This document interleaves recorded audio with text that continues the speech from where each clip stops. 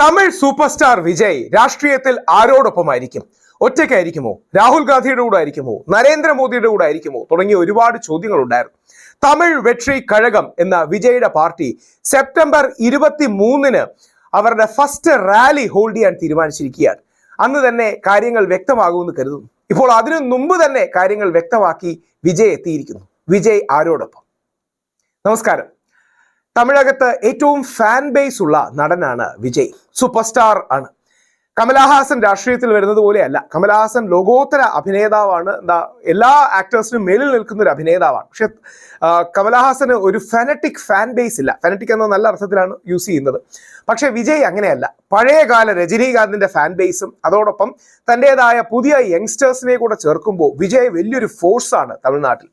ഒരുപക്ഷെ MGRന് ശേഷം തമിഴകത്ത് മുഖ്യമന്ത്രിയാകാൻ സാധ്യതയുള്ള രീതിയിൽ വിജയ്ക്ക് വളർന്നു വരാൻ കഴിയും സിനിമാ രംഗത്ത് നിന്ന് എന്ന കാര്യത്തിൽ സംശയമില്ല.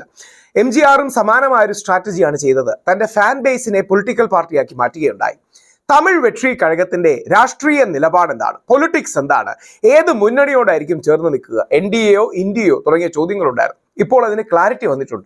ആദ്യം കുറെ ആൾക്കാരെങ്കിലും വിജയ് കോൺഗ്രസ് DMKയുടെ കൂടെ ചേരില്ല, കാര്യം അവിടെ സ്പേസ് ഇല്ല, ഓൾറെഡി കോൺഗ്രസും DMKയും തമിഴ്നാട്ടിൽ മുന്നിലാണ്, അവർ തന്നെയാണ് 40-ൽ 39 സീറ്റും ജയിക്കുന്നത്, അപ്പൊ അവരോടൊപ്പം പോകില്ല, പകരം മറുഭാഗത്തേക്ക് പോകും, ഒരു പുതിയ മുന്നണിയും സഖ്യവും ഒക്കെ ഉണ്ടാക്കും എന്ന ധാരണയും വാർത്തകളും വ്യാഖ്യാനങ്ങളും ഉണ്ടായിരുന്നു. വിജയ് അണ്ണാ ഹസാരെ സമരത്തിലടക്കം പങ്കെടുത്തിട്ടുണ്ട്. അപ്പോൾ പലപ്പോഴും അത് ആന്റി കോൺഗ്രസ് സമരമായിട്ടാണ് ഇന്ന് വായിക്കപ്പെടുന്നത്. ആ രീതിയിൽ സംശയമുണ്ടായിരുന്നു. എന്നാൽ നേരെ തിരിച്ച് എല്ലാ സംശയങ്ങൾക്കും ഒരു അറുതി വരുത്തിക്കൊണ്ട് രാഹുൽ ഗാന്ധിയെയാണ് പ്രധാന ഗസ്റ്റായി 23-ാം തീയതി ശ്രീ വിജയ് കാണുന്നതെന്നും രാഹുൽ ഗാന്ധി അടക്കമുള്ളവരെ വിജയ് ക്ഷണിക്കാൻ പോകുന്നുവെന്നാണ് TVK അഥവാ തമിഴ് വെട്രി കഴകത്തിന്റെ തന്നെ സോഴ്സസ് വ്യക്തമാക്കുന്നത്. ആ അർത്ഥത്തിൽ ഒരു ഇന്ത്യ മുന്നണിയിലെ ഒരു സെന്റർ ലെഫ്റ്റ് എന്ന് പറയുന്ന സ്പേസിലേക്ക്, centre left pluralist secular progressive എന്ന സ്പേസിലേക്കാണ് വരുന്നത്.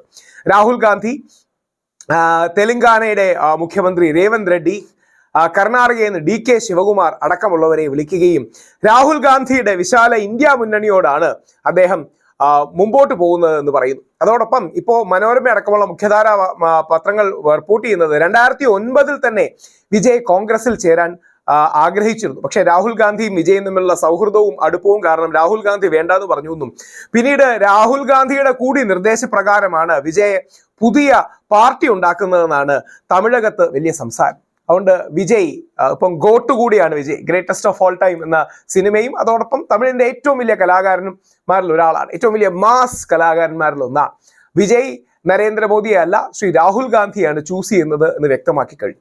ഇനിയും ദ്രാവിഡ രാഷ്ട്രീയത്തിനപ്പുറമായി ഒരു രാഷ്ട്രീയം, അതായത് പണ്ട് കോൺഗ്രസിന് ഒക്കെ അപ്പർ ഹാൻഡ് ഉണ്ടായിരുന്ന പോലെ കോൺഗ്രസ് DMK TVKയോ കോൺഗ്രസ് സ്റ്റാലിൻ വിജയ് തുടങ്ങിയ ഇക്വേഷനിലേക്ക് തമിഴ്നാട് രാഷ്ട്രീയം എത്തുമോ എന്നാണ് നമുക്ക് കാത്തിരുന്ന് കാണേണ്ടത്. നിങ്ങളുടെ നിലപാടുകൾ കമന്റ് രൂപത്തിൽ ഇടുക. എല്ലാ കമന്റും ഞാനിത് വായിക്കുന്നുണ്ട്. എൻ്റെ വീഡിയോസ് കുറെ കൂടെ മെച്ചമാകാനും ഞാനെന്ന വ്യക്തിക്ക് കൂടുതൽ പഠിക്കാനും ആ കമന്റുകൾ സഹായിക്കും. തീർച്ചയായിട്ടും ഇതിനെ ലൈക്ക് ചെയ്യുക, ഷെയർ ചെയ്യുക, സബ്സ്ക്രൈബ് ചെയ്യുക. കൂടുതൽ ക്വാളിറ്റിയുള്ള കണ്ടന്റ്, കൂടുതൽ സമയം ഇതിനുവേണ്ടി സ്പെൻഡ് ചെയ്യാനൊക്കെ അത് വലിയൊരു ഉത്തേജനം ഉണ്ടാകും എനിക്ക്. എല്ലാ അത്തരം കമന്റുകളും എന്നെ പ്രചോദിപ്പിക്കുകയും ചെയ്യും. നിങ്ങളുടെ ആ കമന്റ്സ്, നിങ്ങളുടെ ലൈക്സ്, നിങ്ങളുടെ സ്നേഹം, നിങ്ങളുടെ ആദരം, നിങ്ങളുടെ എല്ലാ positive criticism, negative criticism, feedback ഞാനെന്ന വ്യക്തിയെ കൂടുതൽ കാര്യങ്ങൾ ചെയ്യാൻ പ്രേരിപ്പിക്കുകയും ചെയ്യും.